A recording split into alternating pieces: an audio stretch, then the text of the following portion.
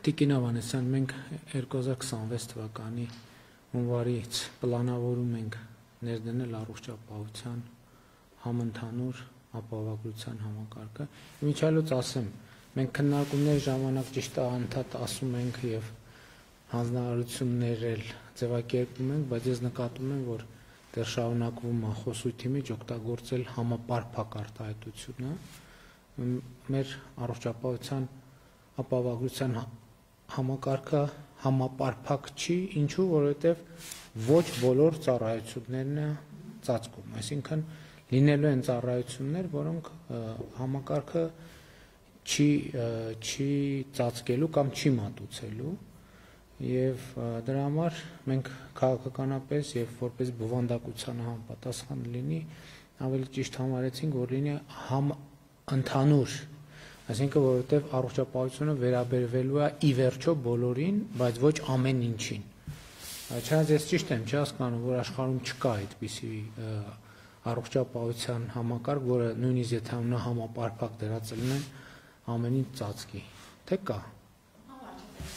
Մանավանդ բազային փաթեթները եւ դրան հավելյալ ապահովագրական փաթեթները միշտ սահմաններ են ունենում եւ օրինակ ատամնաբուժական ծառայությունները մեծամասամբ չեն մտնում ապահովագրական փաթեթների մեջ ընդհանրապես ոչ պետական ոչ էլ մասնավոր փաթեթների մեջ տեսականորեն կարող են լինել փաթեթներ այո կարող են լինել բայց ընդհանուր որ աշխարհի փորձը նայում ենք ինչպես ասում եք ապահովագրական փաթեթները որոշակի սահմաններ են ունենում եւ մենք էլ մեզ համար դրել էինք շատ կարևոր նշածող, որ առանձնացնենք հենց այն առաջնային կարևոր ծառայությունները։ Միջարոց կներեք, դա մեր վիճակագրությունների հիման վրա է, որ մենք վերցրել ենք մեր վիճակագրությունը ամենաշատ դիմելիություն ունեցող ծառայություններից ենք ընտրել։ Այո, պարոն վարչապետ, մենք վերլուծել ենք Հայաստանում հիվանդացությունը, մարդիկ ինչից են ամենաշատը հիվանդանում, ինչից են հաշմանդամություն ձեռք բերում եւ մահացությունը ինչի հետ է կապված։ Այս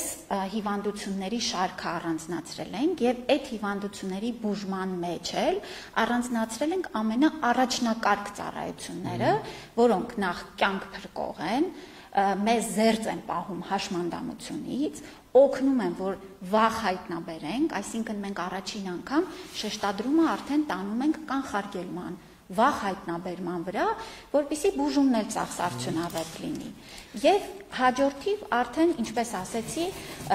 նաև նայել ենք, թե Հայաստանում արկա ծառայությունների ինչ շրջանակ ունենք, սարքավորումների, բուժանձնած կազմի առումով, եւ այս մեթոդաբանությամբ ձևավորել ենք հենց ապահովագրական փաթեթը։ Հիմա կներեք շահառուների խմբերին անդրադառնանք, որովհետեւ մենք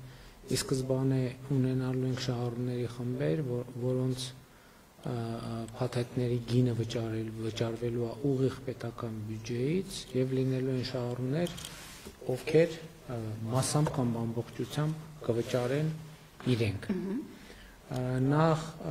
այդ սկզբունքն էլ ֆիքսենք, որ բոլորի համար փաթեթի արժեքը նույնն է, այսինքն փաթեթի արժեքը եւ փաթեթը բոլոր քաղաքացիները եւ բոլոր քաղաքացիների համար եւ փաթեթը եւ փաթեթի գինը նույնն է եղելու, արդեն տարբերություն լինելու է, թե ում համար ով է վճարում եւ ինչ չափով։ Այո։ Հիմա նաեւ հետեւյալը արձանագրենք, որ փաստորեն հունվարի 1-ից շահառուներ, որոնց համար ուղիղ պետական բյուջեից վճարվելու է, մինչեւ 18 տարեկանները, ճիշտ է։ 65 տարեկանից ավել 65 տարեկան եւ ավելներ, այսինքն լրացած անձը, 65 տարին լրացած անձը եւ ավել տարիք ունեցողները հաշմանդամության խմբերի հետ կապված եւ սոցիալական էլ ինչ շերտեր ունենք, որպեսզի 18-ից 65-ի մեջ ընկած տարիքային խմբերի մեջ հաշմանդամություն ունեցող առաջին, երկրորդ, երրորդ կարգի հաշմանդամություն։ Այո, մենք երրորդ կարգներ ենք ներառել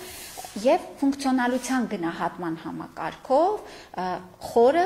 ծանր, խորը եւ միջին գնահատման համակարգերը։ Սոցիալական անապահովության գնահատման համակարգով 28 բալից ավել ունեցող քաղաքացիները եւս այս 26 թվականի մեջ։ Բոլոր անդամներ, երեխաները արդեն 65-ից ավել է արդեն, եթե ասենք հաշմանդամություն ունեցող անց կա արդեն, այսինքն ստացվում է, որ այդ համակարգը մեծ հավանականությամբ արդեն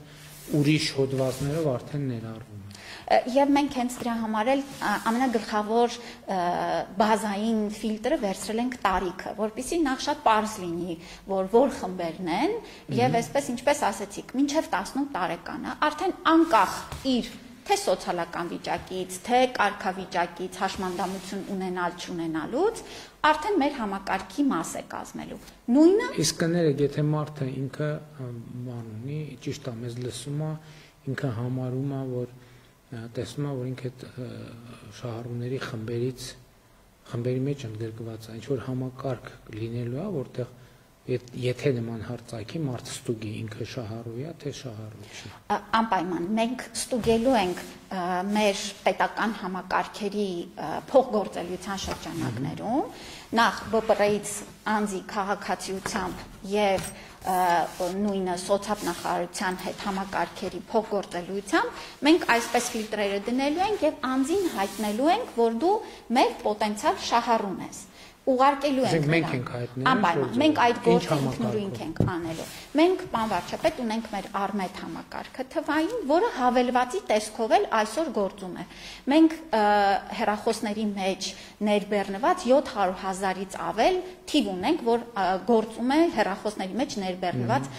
հավելվածներ կան։ Բայց մենք հասկանում ենք մեծ տարիքի անձանց համար դժվար կլինի հավելվածից օգտվել, այստեղ մեր առաջնային օղակի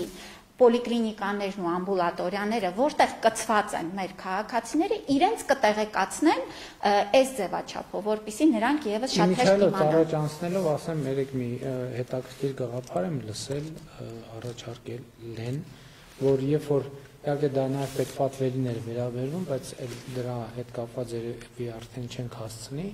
խոսքը հետեւյալի մասին է, որ երբ որ քաղաքացին որևէ ծառայությունից օգտվի առողջապահական, իրեն օրինակ SMS-ով գնա, թե դրա համար ինչքան է վճարվել այդ ծառայության, որովհետև այդ անվճարի ֆենոմենը, ընկալման ֆենոմենը մեր իրականության մեջ կա։ Իրական ոչ մի բան անվճար չի, բացարձակապես ոչ մի բան անվճար չի, հարցն է, թե ով է դրա համար վճարում։ Եվ եթե ոչ թե եթե, այլ այն պարագայում, երբ որ հիմնադրամը կառավարող վճարում է կոնկրետ ծառայության համար, քաղաքացուն կամ SMS-ի ձևով կամ որևէ ձևով ինքը իմանա այդ ծառայության համար ինչքան վճարվեց, եւ դա նախ հաշվետվողականություն է, եւ երկրորդն է քաղաքացին տեղեկանում է, որ այնուամենայնիվ ով եւ ինչքան վճարեց իր այդ ծառայության համար։ Պարոն վարչապետ, կարծում եմ դա շատ կարևոր էլեմենտ է, որովհետև նաև մեզ համար քաղաքացիների վերահսկողությունն է համակարգի համար շատ կարևոր եւ դրա մի մասը կներեք, որովհետև եթե քաղաքացին տեսնի ինչ որ կասկածելի ավելա վճարված, ինքը առնվազն կարող է հարց բարձրացնել, թե ինչու է այսքան։ Այո, եւ մենք այսօր դրա մի մասը առաջին իրացրել ենք, իր հավելվածի մեջ քաղաքացին տեսնում է, որ այց գրանցվեց իր անունով։ Այցից հետո արդյունքն է տեսնում եւ տեսնում է պետպատվերով ինչքան գումար է այդ ծառայության համար փոխանցվել։ Հիմա ձեր առաջարկով դա առանձին արդեն հաղորդագրություն կպատրաստենք, որ ուղիղ գա անձին, որ ոչ թե ինքը մտնի նայի համակարգում, այլ շատ պարզ ձևով իրեն գա եւ այստեղ էլ ինչպես ասացի, մենք այսօր էլ լինում է, որ քաղաքացին իր մոտ այց է գրանցված լինում, մեզ զանգում են եւ ասում են ես չեմ այցելել, օրինակ պոլիկլինիկա, բայց իմ անձի անունով այց է գրանցվել։ Մենք պարզում ենք հետադարձ եւ եղել են դեպքեր, երբ որ նման քաղաքացիների ակտիվ վերահսկողությամբ մենք նաեւ համակարգի թափանցիկությունն ու ճշգրտությունն ենք ապահովում։ Որովհետեւ ցավոք սրտի մենք այդպիսի դեպքեր ենք ականատեսել, որ երբ որ քաղաքացու իրենց բուժառուի կամ տվյալը ունենալով շատ դեպքերում ներբեռնվում են, բայց իրականում ծառայությունը չի մատուցված։ Հետագայում արդեն թվայնացման ժամանակ այդ պատուհանի առողջապահական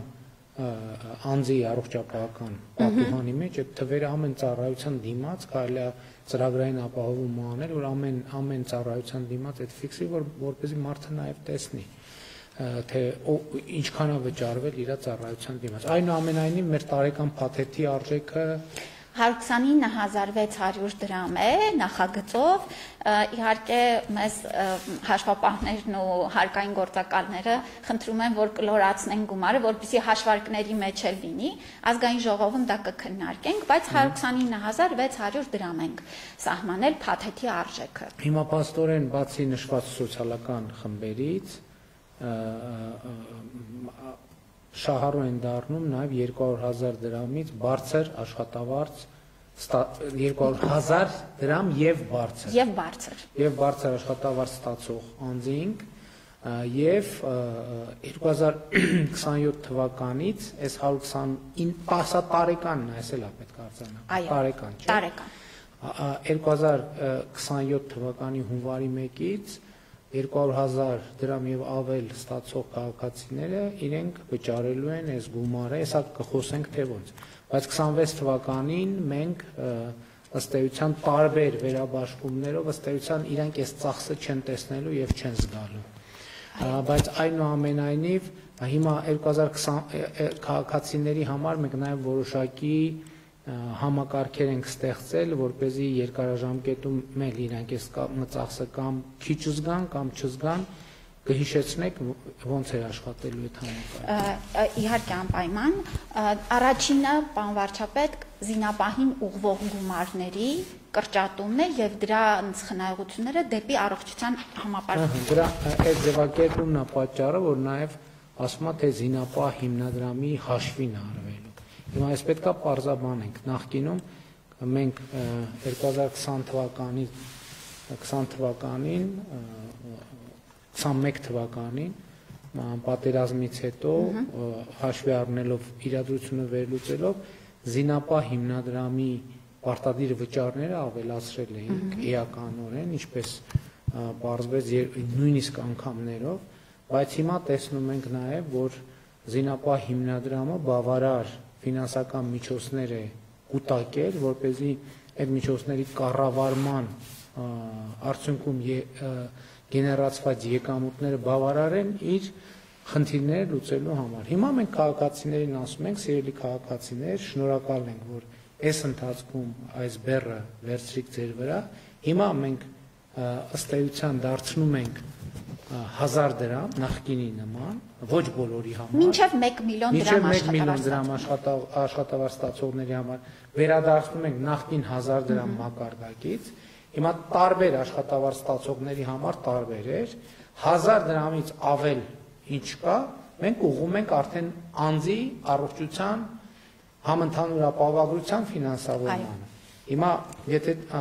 տարին 129,000-ը ամսական մեր գումարը գալիս է կլոր ասենք 11,000, 10,000 դրամ։ Այո։ Հիմա եթե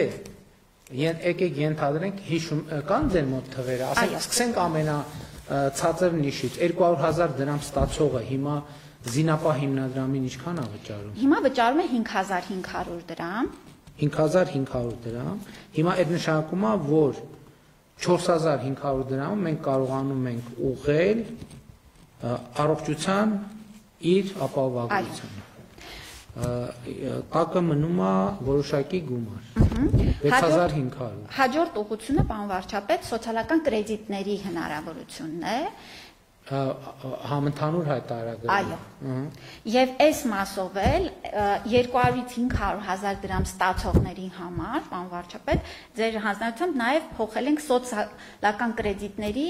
տարեկան չափի հնարավորությունը առողջապահության ուղղությամբ եւ ամսական թույլ ենք տալու 6,000 դրամ հետ ստանալ սոցիալական կրեդիտներից։ Այսինքն այստեղ 4,500 դրամ եւ 6,000 դրամը ըստ էության ծախսը այդ բեռը քաղաքացին չի զգալու։ 500 դրամ է վճարում։ Այո, քաղաքացին 500 դրամ է վճարել։ Ու նաև էս էր պատճառը, որ մենք որոշեցինք այնուամենայնիվ 2026 թվականի համար քաղաքացիներին այլ բանաձև առաջարկել, որովհետև օբյեկտիվ եւ սուբյեկտիվ պատճառներով համընդհանուր հայտարարագրման համակարգի ծավալները մենք եւ համակարգը փոխեցինք, դրա մասին խոսել ենք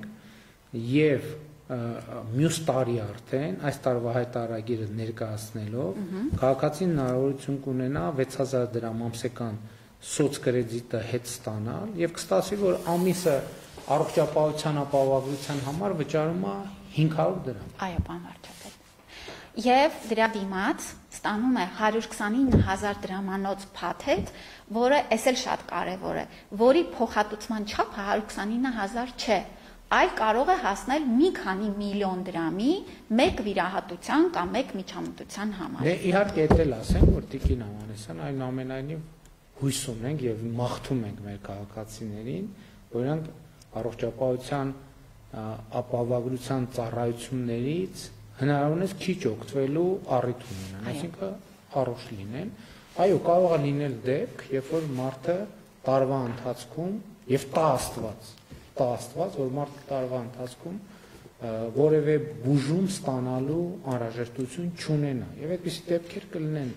բայց դուք խոսեցիք նաեւ վաղ հայտնաբերման եւ կանխարգելման մասին։ Սա նշանակում է, որ սկրինինգային ծրագրեր են լինելու, որոնք պարտադիր են լինելու մարդու համար, այսինքն բոլոր դեպքերում մարդը ինչ որ ծառայությունից օգտվելու է։ Պիտի ստանա, պարոն վարչապետ, եւ այդ մշակույթն էլ, որ մենք չսպասենք հիվանդության հասնելուն, Չէ, ես ուզում եմ հասկանալ,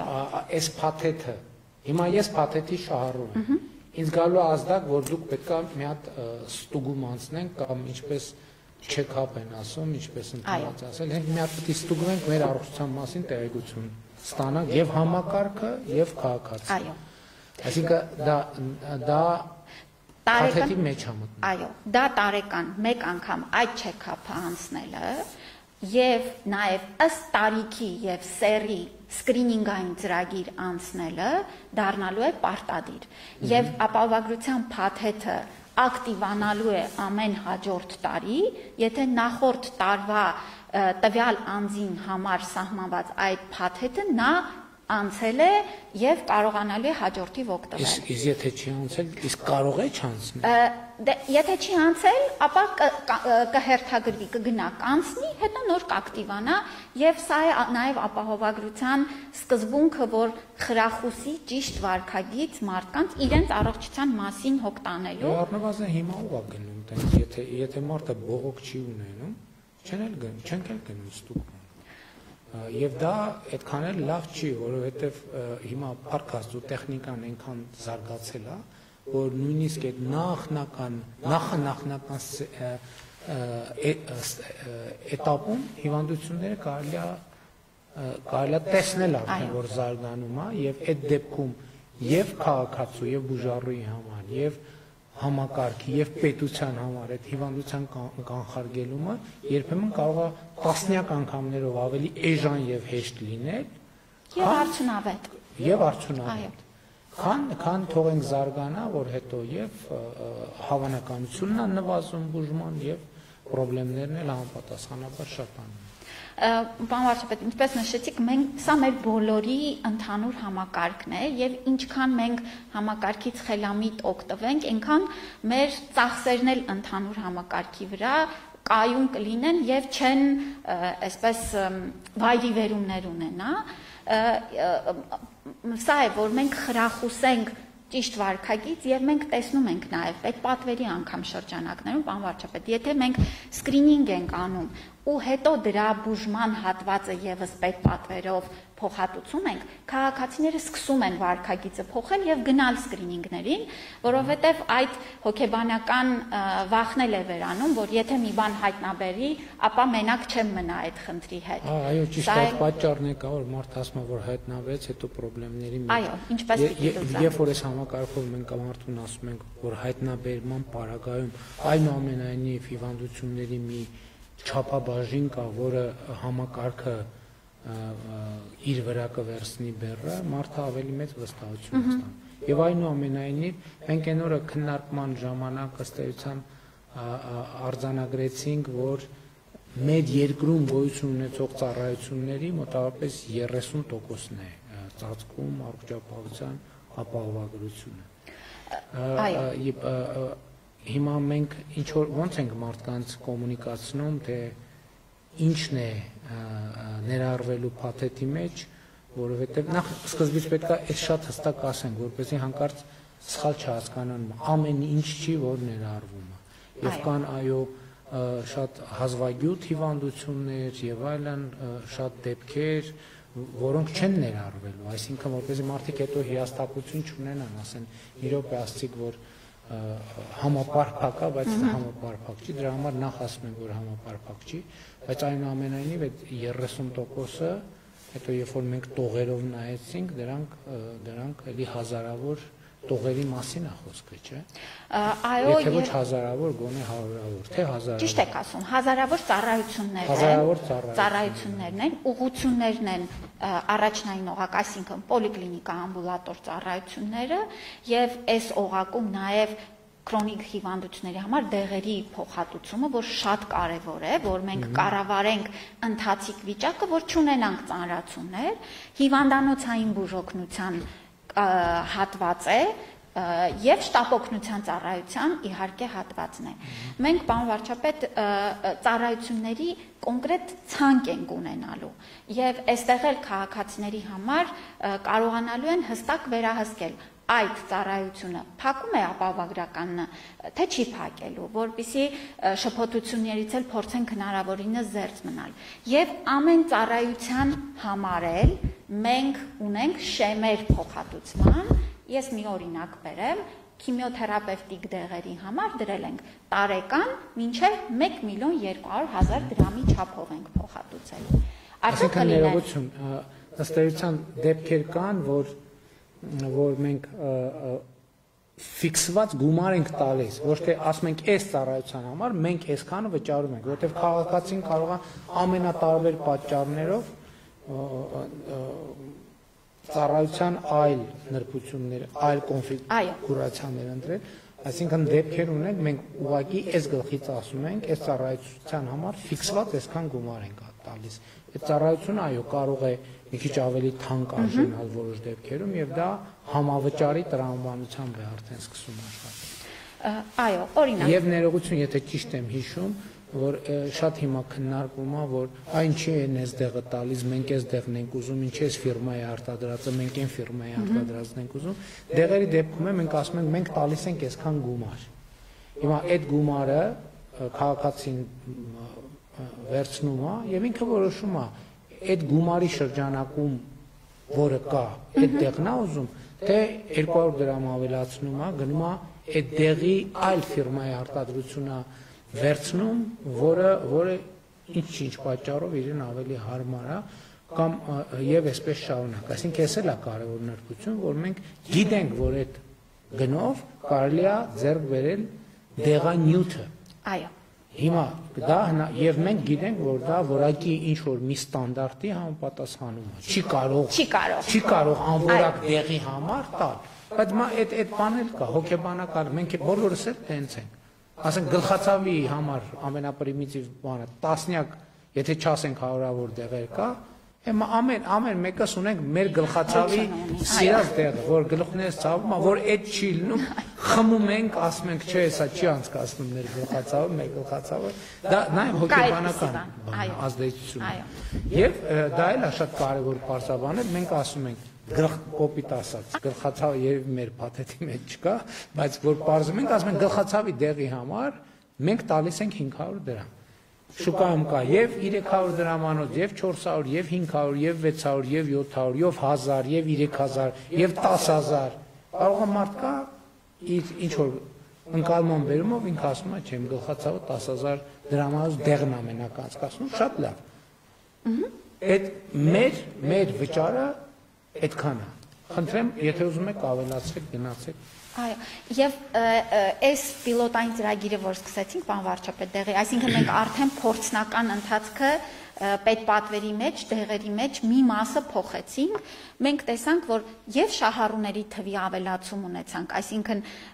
երրորդ կարգի հաշմանդամներ եւ այն մարդիկ, ովքեր մեր պոտենցիալ շահառուն էին եւ պետությունը մի տարբերակի դեղը առնում էր պոլիկլինիկայով, բայց այդ մարդիկ չէին գալիս օգտվում։ Հիմա փոխելուց հետո տեսնում ենք եւ շահառուների թիվը ավելացավ եւ մարդկանց գոհունակությունը, քանի որ իրենք են արդեն իրենց նախընտրածը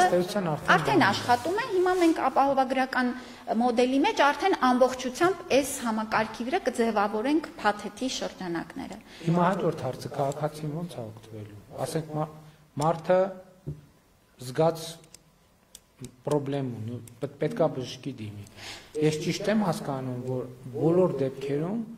առողջապահության առաջնային օղակի միջոցով պետք։ Բացի շտապ երկու ուղի ունենք։ Առաջինը շտապ օգնությունն է եւ այդ հրատապն է։ Այստեղ միանգամից հիվանդանոց, էմերջենսի ծառայություն եւ էմերջենսի ծառայությունում արդեն նրանք ուղղորդեն, որ կգնա կպարկի հիվանդանոցում, թե արագ 24 ժամվա ընթացքում օգնություն կտրամադրեն եւ նա կգնա արդեն տուն։ Մյուսը, երբ որ անձը ունի ինչ-որ խնդիրներ, այո, ճանապարհը առաջնային օղակով է։ Կներեք եւ նաեւ էսա պատճառը, որ մենք հիմա նաեւ ռազմավարական մոտեցում ունենք, որ առողջապահության առաջնային օղակում պետքա ներդրումներ անենք, սկսած ամբուլատորիաների մեր ծրագիրը, պոլիկլինիկաներ եւ այլն։ Մեր խնդիրն է նա, որ մաքսիմալ անենք, որ մարդը օբյեկտիվորեն ոչ թե տենց ուղղակի իրան դուրս անենք պոլիկլինիկայից, այլ մաքսիմալ մարդը պոլիկլինիկայից հետ գնա տուն, ոչ թե մաքսիմալ գնա հիվանդանոց, բայց ծառայությունը ստանալով էլ եմ ասում, ոչ թե ասենք։ Եվ հենց գիտեք առողջապահական գիտությունն է դա ասում, որ ինչքան մարդը ծառայությունները ստանում է ամբուլատոր օղակից եւ ոչ հիվանդանոցային օղակից, այնքան արդյունքները ավելի լավ են լինում։ Այնքան երկրի առողջապահական համակարգը արդյունավետ է եւ կներեք այդ չեկապի համակարգը նաեւ դրանով է լավ, որովհետեւ ինչքան շուտ հայտնաբերենք, այնքան հավանականությունը, որ առաջնային օղակում հնարավոր կլինի այդ խնդիրը բուժել, այո, մեծանում է։ Եվ այս մոդելը նաև հնարություն կտա զարգացումը ապահովել առաջնային օղակի։ Եվ մենք ենք ներդրումներ անում, պարոն վարչապետ, եւ մասնավոր ընկերություններն են։ Արդեն իսկ մենք ուղղություններն էլ ենք տեսնում, ոչ միայն հիվանդանոցային օղակի մեջ են ներդրումներ անում, այլ նաև հենց առաջնային օղակի մասով ներդրումներ են անում։ Մասնագետներն էլ վերջին տասնամյակներում իրանք աշխատում էին հայտնվել հիվանդանոցային օղակում, որովհետև առաջնային օղակը մաշում էր եւ մարդկային հոսք չկար, մասնագետը գնում նստում եւ իր մասնագիտական կարողությունները զարգացնելու հնարավորությունները սահմանափակվում էին։ Եվ ես ուզում եմ նշել, որ հենց կապիտալ ծախսերի մասով այդ ուղղությունն էլ մենք շեշտադրումը արդեն այս տարվանից ուղղում ենք ամբուլատորիաների, մեր 19 ամբուլատորիաների շինարարությունը արդեն ընթացքի մեջ է եւ հաջորդ խմբերը այսպես ավելանում են եւ սա է լինելու մեր ռազմավարությունը, որ ներդրումները թե հիվանդանոցային, թե առաջնային օղակի մեջ պետական եւ մասնավոր եւ համակարգի թողունակությունն էլ 3 տարվա մեջ ըստ էտապների պիտի գա հասնի մեր արդեն նախանշած չափականակների։ Հիմա 200,000 շեմի մասին եմ ուզում խոսել, թե ինչու են 200,000 դրամ շեմից սկսում։ Նախ հետեւյալը կա, որ մենք մեր վերլուծությունը ցույց է տալիս, որ 200,000 դրամից ներքև աշխատավարձող սեգմենտում աշխատավարձի ստվերը ամենաշատն է։ Եվ մենք սրանով լրացուցիչ խթան ենք ստեղծում, որպեսզի քաղաքացիները նաև իրենց գործատուներից պահանջեն, որ իրենց աշխատավարձերը ճշգրիտ ֆիքսվի, որպեսզի իրենք մտնեն համակարգի մեջ։ Եվ սա էլի մի ուղերձ է, որ ես ուզում եմ անպայման մեր քաղաքացիները լսեն։ Հետագայում արդեն իհարկե պլանավորում ենք, բայց այս քաղաքական հարց է, որովհետև լրացուցիչ խթան պետք է տանք, որպեսզի աշխատավարձի ստվերային հատվածը կրճատվի եւ մարդիկ գան եւ այդ 200,000 շեմից ավել շեմում սկսեն աշխատել, որպեսզի համակարգից օգտվեն։ Մենք այս փուլի համար այդ շերտերից բան բաց չթողեցինք, չէ՞, ոնց որ ինչ բաց թողեցինք։ Չէ, պարոն վարչապետ, 200-ից 500,000-ը մենք նշեցինք ինչքան է լինում։ Կներեք, 200-ից, այս որ 500 դրամ է մնում տակը փաստացի, բայց այս պետք է այսել բարձ ասենք, որ որ դեպքում է 500 դրամ մնում, երբ որ քաղաքացին կմտնի իր տարեկան համընդհանուր հայտարարագիրը կլրացնի եւ կհաստատի իր հայտարարագիրը եւ այնտեղ կդիմի այս 6000 դրամը հետ կստանա սոցկրեդիտով հետ կստանա։ Սոցկրեդիտով հետ կստանա, այսինքն իր սովորական ընթացքից 500 դրամ ավել պետք է մուծի, եթե նրանք մարդը ծխողա, կարա քիչ ծխի կամ ծխելը թողի եւ հələ մի բան էլ խնայողություն կանի։ Մենք նաև էլի ապահովագրական համակարգի մեջ մտածում ենք խրախուսման այդպիսի գործիքներ, պարոն վարչապետ, բոնուսային համակարգ 3 ուղղություններով հենց ծխելու, թողելու հետ կապված մենք հստակ կարողանում ենք նախ աջակցություն տրամադրել եւ հետո էլ եթե անձը փոխում է վարքագիծը, որոշակի խրախուսումներ տալ։ Մյուսը քաշի կառավարումն է, որը էլի միջազգային փորձը նայելով տեսնում ենք, որ սա եւս շատ կարեւոր գործիք է մարդկանց ուղղորդել ավելի առողջ ապրելակերպի, փոխել վարքագիծը եւ դրա դիմաց նաեւ խրախուսական բոնուսներ ստանալ եւ ինչքան քիչ կօգտվեն համակարգից ոչ անհրաժեշտ ծառայությունների այդ պահին, այնքան ավելի համակարգը նրանց խրախուսումներ կանի։ Մարդը ինչքան իր առողջությունը, էտել որ ոչ թե ասի հա դե պետությունա թող մտածի իմ առողջության մասին, այո, պետությունա պետք է եւ կմտածի, բայց մի քիչ էլ մենք պետք է մտածենք մեր առողջության մասին, այսինքն մարդը եթե ինքը իր առողջությամբ չզբաղվի, պետությունը ինչ կարա անի։ Չի կարող ոչ բան։ Հաջորդ դիտարկումը, որ ուզում եմ անեմ, ես գիտեմ, դե մենք արդեն ներդրումը քանի անգամ հետաձգում ենք եւ ես մեր հոգեբանական վիճակն եմ հասկանում, թե ինչու ենք հետաձգում, որովհետեւ շատ մեծ բարեփոխում է եւ մեծ մտավախություններ կան։ Բայց նախկինում էլ ես ուզում եմ ի սկզբանե, չնայած լավ չի, տենց ընդունված չի դա ասել, բայց ուզում եմ ասել, որ սկզբնական շրջանում եւ խնդիրներ են լինելու, բացառված է, ասենք, մեր փորձը ինչ է ցույց տալիս, որ մենք ասում ենք, լավ, մի քիչ պատրաստենք, մի քիչ պատրաստենք, մի քիչ պատրաստենք, մենք այնքան երկար ենք պատրաստում, մեկը այն նախնական խնդիրները չեն վերանում, որովհետև ես ստեղից է, որ եկել եմ այն եզրակացության, որը դա համոզմունք է, մեկը բարեփոխումը պետք է կյանքի իր խնդրին հանդիպի, որ ինքը սկսի ձևավորվել, ձևակերպվել, որովհետև այս կաբինետում հնարավոր չէ առողջապահության համակարգը կենթանացնել, իրան հնարավոր է նախագծել, իրան հնարավոր է որոշել, բայց մեկ այնան պետք է բաց թողես կյանք, ինքը կյանքի հետ շփվի, որպեսզի կյանքը իրան բերի իր պարամետրերի մեջ։ Ես ուզում եմ մենք էս էլ մեր քաղաքացիներին ասենք։ Ընենք չի, որ մեկ էլ հաջորդ օրը արթնանալու ենք եւ տեսնելու ենք,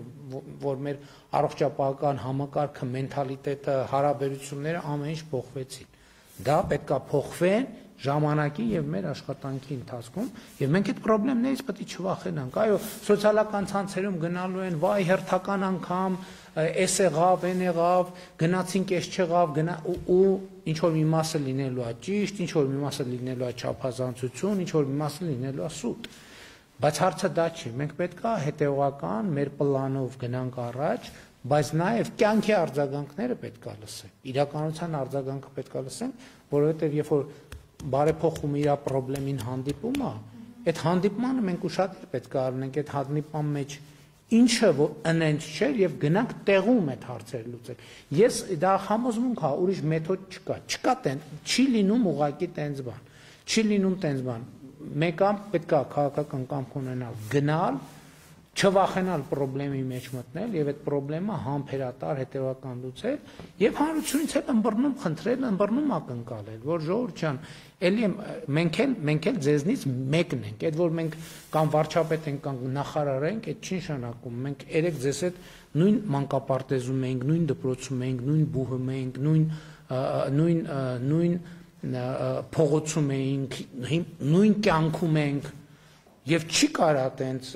բանը մենակ ծրագրային լուծումներով չի։ Այսինքն կյանքը իրականությունը պետք է այս ծրագիրը փոխի իրականությունը, բայց իրականությունն էլ շտկելու է եւ հղկելու է այդ ծրագիրը։ Դրա համար այդ բաներից պետք չի վախենալ եւ պետք է այդ պատասխանատվությունը վերցնել ու գնալ առաջ։ Ու շատ է պետք։ Ես գիտեմ, որ դուք շատ եւ հարցազրույցներ եւ ասուլիսներ, բայց հանրային հաղորդակցությունը ամենակարևոր բաներից մեկն է։ Դուք եւ այն մարդիկ, ովքեր տիրապետում են, այսպես ասած, փորձագետի մակարդակով թեմային, անընդհատ պետք է այս մասին խոսեն, որովհետեւ մեկը ինչ ամենակարևոր թեման է մարդու համար։ Մարդը ավելի կարևոր բան չկա մեզ համար, որովհետեւ մեզ համար մեր ընտանիքի անդամի առողջության հետ կապված պոտենցիալ խնդիրը մենք ոնց պետք է լուծենք, այդ յուրաքանչյուր հայաստանյան ընտանիքի յուրաքանչյուր անդամի ենթագիտակցության մեջ այդ կարևոր ամենակարևոր հարցն է, ինքը դրա մասին կբարձրաձայնի, չի բարձրաձայնի, բայց բոլորի մեջ այդ տագնապը կա, որ Աստված չանի, եթե մի բան եղավ, ինչ եմ անելու, ոնց եմ անելու։ Հիմա Փառք Աստծո երեխեքի խնդիրը, չնայած երեխեքի դեպքում էլ պետք է ասել, կարող են լինել այնց հազվագյուտ իրավիճակներ, որ համակարգը չծածկի, այդ թվում են պատճառով, որ Հայաստանում այդ ծառայությունները չկան, կամ դրանք, չգիտեմ, նորագույն եւ այլն։ Այսինքն բացարձակ չի առողջապահության ապահով, կարող են լինել իրավիճակներ,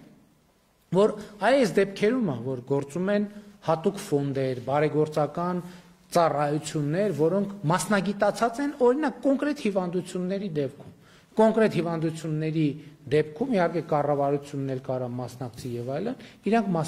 որովհետեւ դրանք քիչ, բայց շատ թանկարժեք դեպքեր են եւ սենց նրբություններ կան։ Նկատի ունեմ այս ամեն ինչի մասին պետք է խոսել, որ մարդիկ սխալ չհասկանան,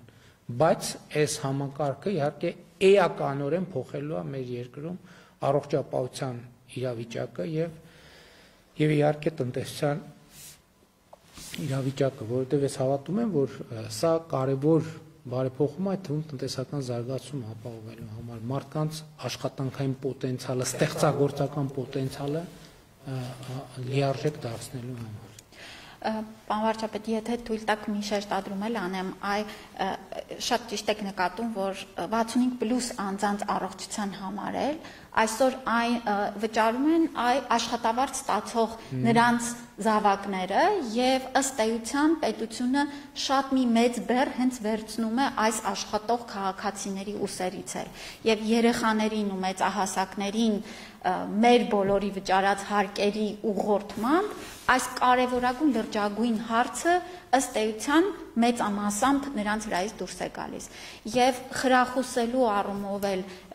արդեն այդ ազդակները ստանում ենք, որ այն քաղաքացիները, ում աշխատավարձը մի քիչ ավելի ցածր է 200,000 դրամից կամ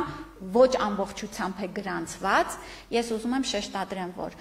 հնարավորինս արագ այս գործընթացը անցնեն եւ իրենց գործատուների հետ հստակեցնեն գրանցված աշխատավարձը, մենք դիտարկելու ենք վերջին ամսվա աշխատավարձը, դեկտեմբերի աշխատավարձը 200,000 դրամից ումը ավել լինի, նա այս համակարգ ներառվելու շանս է ունենա։ Մենք վերցնելու ենք վերջին ամսվանը եւ եթե մեկ անգամ մտավ համակարգ, պարոն վարչապետ, արդեն նա պարտավորությունը վճարելու եւ համակարգից օգտվելու պահպանելու է։ Այսինքն ինքը պետքա մտավ համակարգ, մեկ ինքը պետքա վճարի, հետո նույնիսկ իջեցումներով միևնույնն է պիտի վճարի եւ կայունությունը, որովհետեւ այստեղ էլ չեն կարող ամեն ամիս փոխել եւ այդպես է գործելու համակարգը, որ կայուն կմնան նրանց այս երաշխիքը։ Դե իհարկե համակարգի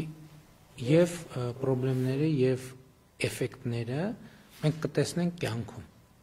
որովհետեւ կլինեն իհարկե խնդիրներ, բայց կլինեն նաեւ էֆեկտներ, որ մենք հիմա նույնիսկ չենք պատկերացնում։ Ես ենթադրում եմ, որ նաեւ մեր գործարար համայնքը առողջապահության ոլորտի մեր ներդրողները նաեւ վերջին տարիներին պատրաստվել են ըստ էության լրացուցիչ ներդրումներ են արել համակարգում